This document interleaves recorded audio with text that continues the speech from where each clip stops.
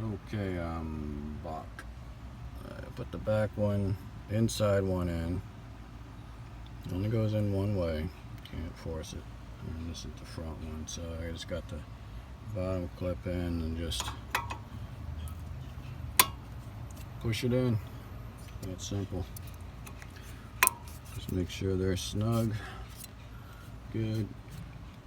Being that this caliber is pushed in, it will drop over the new pads now. So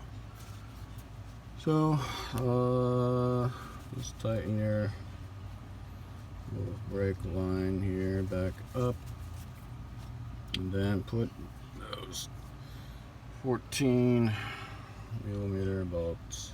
And we took the one out. Top one's still in.